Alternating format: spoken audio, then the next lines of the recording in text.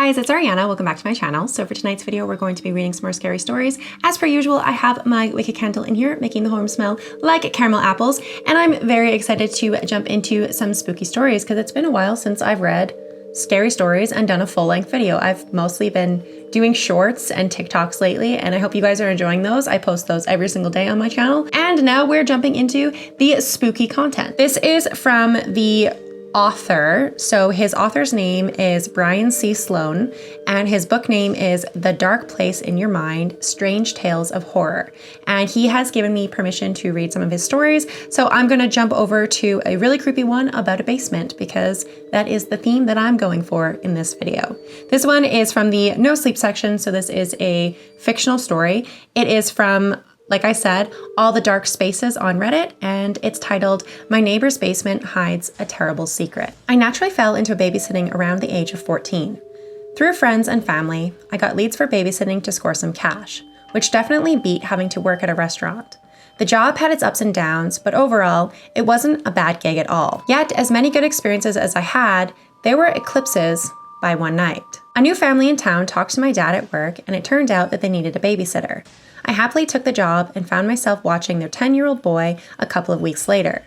There was nothing out of the ordinary about the family themselves. They were a model citizen of suburban America, complete with a white picket fence and blue shutters. Nothing about their house was strange or even unique. Their son Avery was very mild-mannered and very polite. Even their car was basic. Not that these were bad things, but I expected it to be a very boring night. What I did not expect was the uncomfortable, inexplicable feeling that I got when I set a foot in the house. A chill ran through me, but there was no draft. I rubbed my arms as I glazed over the staircase as we passed. They gave me a brief tour of the house before they left a note of instructions and the usual information I expected for the job. While trying to figure out what was making me so uneasy about the place, I noticed something about their basement door when I passed it. There was a padlock, and it was placed on the door, along with a deadbolt in place. Any questions? The father asked as my mind was pulled out of my curiosity.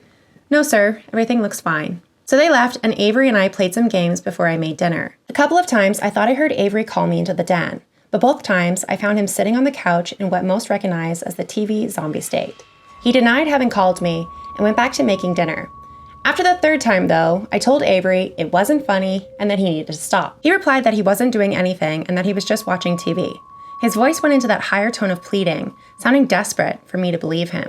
Avery, I know it's my first time and sometimes you want to test things out, but I'm trying to get dinner ready, so if you call me again, I'm not checking on you. I didn't say anything, he responded. The child glared at the TV with a pouting face, and I began to feel bad. As many times as I've heard lies, I was starting to sense that maybe he was telling the truth. So what was I hearing? Avery turned his head back towards me, seeming to test if I was the one fibbing now. How about I let you stay up a little later if we forget about it? Do you promise? Pinky promise. With our pinkies interlocked, spirits were raised again and I was able to finish dinner. Although I didn't finish without hearing Avery's voice call me one more time. I did ignore it, and when Avery didn't mention it at dinner, I figured it was him fooling around. The whole time we chatted as we ate. I couldn't help but feel that something was just not right about this house. As hard as I tried to not look, my eyes kept diverting to the heavy padlock and the chain on the basement door.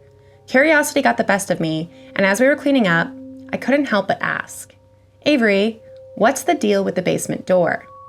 What do you mean? His words did not match his demeanor. It was obvious he didn't make eye contact, and he forced his sentence out.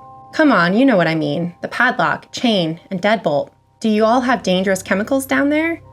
Avery's face grew paler, and he stared at the wall for a moment. Hey, you don't have to tell me. I didn't mean to. He cut me off and said, Dad said no one can talk about it anymore. Now that really threw me off, and I couldn't possibly finish my sentence now. A thick veil of tension materialized between us. You guys aren't allowed to talk about it? Avery shook his head. Okay, that's fine, no big deal. It was nothing but a big deal, though. Was their dad doing something illegal down there? Or was it something strange that no one could do anything about? Maybe their dad was in denial about something going on. There was way too many questions going through my head now. Hey, how about we put on a movie? Now excited, we decided on a fun movie, and I quickly pulled our minds away from the mysterious basement door. Well, that's not entirely true. Maybe Avery was distracted, but it was killing me. As we ate popcorn, I couldn't help but watch Avery, wondering what was going on in that little head of his. Was there something awful going on in this house, and there was nothing I could do to stop it? Or maybe the dad was... Stop, I told myself inwardly. Mulling over it endlessly was not doing myself any favors. So as the movie ended and I ushered the drifting child to his bed, the house was now all to myself. Had a good 3.5 hours to myself. Immediately, I began texting my friend to tell her about the weird experiences I was having that night. She dismissed me, saying that I was getting spooked in a new place, which kind of annoyed me. I've been to bigger, way creepier looking houses, but never got weird vibes like this. Then, I heard it. Stephanie. You didn't hear that, Steph. Just keep texting your friend. Stephanie. There was no mistaking it this time. It was definitely coming from the basement. The acoustics couldn't have been from Avery upstairs. The voice sounded like a little girl. In fact, I'm not even sure he could make the voice sound like that anyway. Slowly, I stood up from the couch and I approached the door. Maybe like earlier, I was just hearing things. Maybe being creeped out by the house was starting to mess with my head. That made sense, right? Stephanie? I jumped back from the door, almost peeing myself in the process. There was no way I could dismiss it as anything else now. There was a little girl's voice coming from the basement. Hello? I responded. I couldn't help my voice from shaking. Is this Stephanie? Yes? Can you help me? Who are you? And why are you in the basement? My name is Meredith Rosenberg. They've kept me locked up for a long time. The police were almost onto them, and that's why they moved. Can you get me out? A cold shock washed over me and made it hard to respond. Was I actually babysitting for a family that kept a little child prisoner? Oh my God, how long have you been locked up with them? Ever since I can remember. I felt somehow hot and cold at the same time and wanted to throw up. This all made sense now with what Avery had told me. Of course his father didn't want him talking about the door. I just need to find the key and they're hidden in the garage under the metal shelf. It's inside a magnetic key holder. Okay, hold on tight, I said. In a panic to free the poor girl, I darted into the garage and began feeling the space underneath the bottom shelf, and sure enough, there was a magnetic key holder there. Running back, I popped the key holder open and began to insert the key into the padlock. Did you find it? Yes, I'm almost there. Please hurry. Sometimes they come home early. That sent me to even more of a rush, and I barely managed to fumble the key into the padlock. I finally heard the success click and the padlock, pulled the chain off, and slid the deadbolt to the right. I'm coming, Meredith. Hold on. I turned the doorknob and threw open the door, only to be met with darkness. Now, full of adrenaline, my hands felt around for the light switch. Finally finding my purchase, I flicked the light on, which lit up most of the stairs. Meredith? I called out. Unless I was remembering it wrong, it sounded like her voice was just on the other side of the door. In fact, it was quite strange that she wasn't waiting for me at the top of the stairs.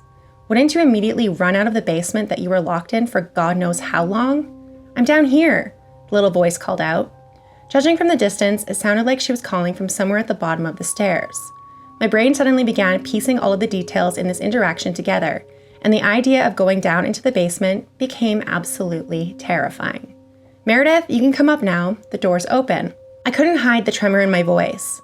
Why was I scared of a little girl? But much like the house itself, something was very wrong here. I hurt my leg. When you said you were getting the key, I went back down to get some of my things, and I got hurt. Her sounds of pain filled me with sorrow, but an invisible force was holding me back from taking another step into that basement. Can you move? Maybe pull yourself up the railing. I can't. It hurts too bad, she said. Why won't you help me? It's just really dark down there, and I don't want to get hurt too. Is there any way you can get to the stairs? Any way at all? I tried to sit up, but my shoulders hurt too much. I thought you said your leg got hurt. The words hung in the air like a noose. It was only after I said it that I realized there were several things seriously wrong about this. A question popped into my head, and I didn't even have time to think about it until now. How did you know where the padlock key was?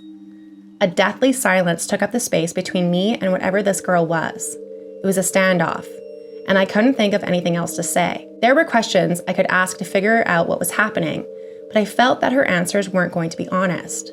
Perhaps at this point, the truth was too frightful to know. Meredith, are you still there? It was a stupid question, but it was the only thing on my mind. The additional silence only unnerved me, so I decided to try and get a better look. Fishing my phone out of my pocket, I clicked on the flashlight. It didn't really do me any good because of the awful range, so I did the one thing I already told myself that I wasn't going to do. I took a step forward. Maybe it was the angle of the stairs or the lighting, but that one step gave me more information than I ever wanted to know. I caught a better view of the bottom step, which was essentially a ledge into a black abyss. Something looked different on the step, but it took a second to register what it was. The step was wet. A pool of some unknown liquid overflowing into the darkness of the basement. I knew for sure that the father hadn't mentioned any flooding, so it would be way too random for that. So I stood there, watching, in frozen curiosity as the puddle then suddenly rippled. And I realized the truth. It wasn't water. It was a puddle of saliva, and something was drooling into it from the dark. It was a wet chortle and possibly evil. How did you like my voices? The thing said from the dark. I've been practicing. It was now taking on Avery's voice. Everything in my body screamed at me to run. I heard the screams, but I couldn't respond no matter how hard I tried. A pity though, I almost got you.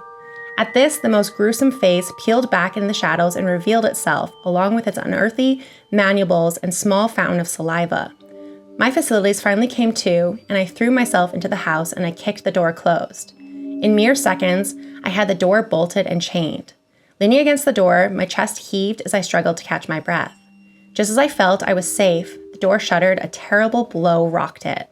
I screamed and I ran upstairs to grab Avery. I practically dragged the poor kid out the door and called the police. It wasn't until the operator came on that I realized I was about to report a monster in the fucking house. Thinking quickly, I told them that I heard a burglar in the house. It wasn't long before the police and Avery's parents came home. Nothing was found though, even in the basement. But I didn't even care at that point. I just wanted the hell out of that house and away from whatever that thing was. Avery's parents kept glancing at me funny the whole time, probably because they knew I had the basement key. I shoved it into their hands before I hugged Avery and I got into my car to drive home. The poor kid has to live in that house with that thing, but there was nothing I could do about it. As long as I'm alive, I will never, ever set foot in that house again. As for basements go, I can't go into them anymore. I just simply can't. Oh my God, that is so fucking creepy. Thank you so much for allowing me to read your story. Again, if you guys are interested, they have their stories up on a book on Amazon, so you guys can go purchase their book because they have a bunch of creepy stories inside it, and I will list all of the information down below in my description box, but that story fucking gave me the chills. It is absolutely so terrifying. I hate that so much. Oh my God. The next one that I want to read is from the scary story section. So I do believe this is a true story. Correct me if I'm wrong. I don't know. It's not in the no sleep section, but it is in the scary story section. And it is from the Reddit author false-honeydew-9823. And it's titled, I found a secret passage in my basement and I couldn't believe what was down there. We lived across the street from a graveyard where I learned to ride a bike, took many strolls in, and it really never scared me. I was always a curious kid, and I really liked to explore the graveyard and look at the tombstones to see if I could find an older one than the other. Sometimes, in the middle of the night, I would explore the house, looking through closets, cabinets, doors, and the attic, until one day, I decided to look through the basement. I walked down the stairs, and just after midnight on a Tuesday, my parents were sound asleep in their room. Like I said, I was a curious kid, and I liked going through things just to see what I could find. I never took anything, just looked and put whatever it was back in its place. As I got to the bottom of the stairs, I looked around at everything down there. Our basement looked almost like a dungeon. It had a dirt floor, cold stone walls that were built in the 1800s or early 1900s, and I never really went down there for anything because I knew what it looked like. It made me feel a little uneasy being down there, but I was determined to explore and see what I could find. I noticed my dad had some exercise equipment down there in a corner of the basement. On the other side, there were boxes that had God knows what. So naturally, that's where I went. I started moving the boxes around, opening each one as I moved to see what was inside. There were a lot of boxes, but I looked at them and moved them with purpose, knowing I had to put them back into place so no one knew I was down there snooping. As I got to the last box, I noticed what looked to be a manhole cover to a sewer on the basement floor. I thought to myself, why is a manhole cover in our basement? Shouldn't that be outside on the street level? Now, remember what I said. I was curious. My curiosity did get the better of me, and I instantly wanted to know what it was doing there in my basement and what could be inside. Thankfully, my dad had some tools down there, so I just happened to find a nice big crowbar that would do the job of taking the cover off the floor. I grabbed the crowbar, and with all my might, I pried the cover off the floor. It was heavy and made of thick steel, but I got it off. I couldn't see anything when I looked inside. It was completely pitch black in there, so I went to my dad's toolbox looking for a flashlight, when I heard something come from the hole in the floor. It sounded like a moan. All of the hairs on my body stood up at once, and I stood paralyzed in front of my dad's toolbox. I looked back at the hole, and I saw nothing. I grabbed the flashlight, and I walked over to it, turned the flashlight on, and I shined it inside. There was a ladder that led to a dirt floor underneath my basement, and what looked like a tunnel that led in the direction of the graveyard. I was stunned at what I found, and my curiosity grew more intense. I went back to my dad's toolbox to see if I could find a knife or something that would aid as a weapon just in case. Not once did I think to stay out of the damn hole. So, down I went with the flashlight. It was quiet, and all I could hear was the sound of my heavy breathing and my footsteps. Nothing else. I'd been walking for about 5 minutes, but it seemed like an eternity. I heard footsteps behind me, so I turned around as fast as I could, and I shined the flashlight in the direction that I had heard the sound from, but there was nothing there. I did a complete 360 and saw nothing around me but dirt walls. I kept pressing forward, trying to figure out where the tunnel led to, and as I kept walking, I tripped over something. I went face first into the dirt, half mad and half embarrassed at myself for not paying better attention. I started to get up slowly, with one knee on the sill of the floor, when I heard heavy breathing that wasn't my own. I looked up while kneeling on the floor, and that's when I saw it. A humanoid-looking creature on all fours right in front of me. It looked like something straight out of your nightmares. Pale, hairless, almost wet-looking skin, and it had a mouth, a very flat nose, with slits inside of the holes, but no eyes. Yet, it felt like it was looking right into my soul. It had hands and feet, but its legs were bent backwards like a dog, and where your forearm would be, it looked like it had an extra joint. I held my breath for what seemed forever, trying to think of my next move. Should I drive the screwdriver into its forehead, or should I just make a run for it? I was running out of options, because I had no idea what its intentions were and what it was going to do. I decided to run back to the basement. As fast as my legs could take me, I got up and I ran. I ran faster than I've ever run in my life without looking back. I could hear it running behind me, getting closer with every second. It also made that moaning sound that I heard earlier. Now I at least knew where that sound was coming from, and that terrified me even more. I ran and I cried at the same time. Who knows what this thing would have done to me if I slowed down even a little bit. I could see the light from the basement that came through the hole, exposing the ladder in the distance. It almost felt like the faster I ran, the further away the ladder was. But I made it. I got up out of the ladder as fast as I could, and as I got out of the hole into my basement, my dad happened to be standing down there.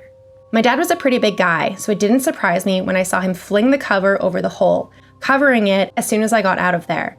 He grabbed me and pulled me up the stairs and into the kitchen, then went back downstairs and moved all the boxes to their original place. When he came back up, I could tell by his facial expressions that he was furious with me. But he didn't yell at me or anything of that sort.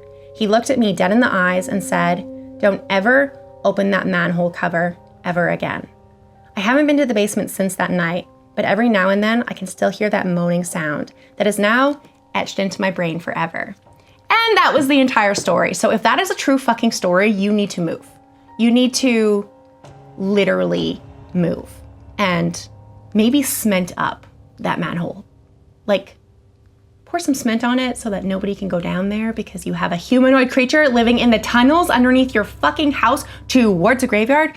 That just has a whole lot of like bad vibes just in it in itself. I would never really want to live next to a graveyard, but the fact that you have a tunnel that goes into the direction of the graveyard is in itself just fucking not okay. That is so fucking scary. So thank you so much for allowing me to read your story. That is really creepy and I hate that, and it made me hate basements even more because I have a unfinished basement currently and our floor is also cement and it is not great. It's really creepy down there and that is where my laundry is and I have to go down there all the time and I fucking hate it. But this is where I'm going to end the video. If you guys did enjoy these creepy basement stories, please leave me your favorite Halloween emoji in my comment section down below because I am repping a Halloween look today. I don't know, I was feeling autumn, I was feeling fall. It's not the warmest out today and I don't know, I was in the Halloween mood. So if you made it to the end of the video and you want to leave a comment, please leave me a comment with your favorite Halloween emoji. It really does help boost my video on the algorithm, and it gets people seeing my content, and it lets YouTube know that you guys are actually interested in my content, so it promotes it more. My views have been absolutely atrocious lately on YouTube. I don't know what changed, but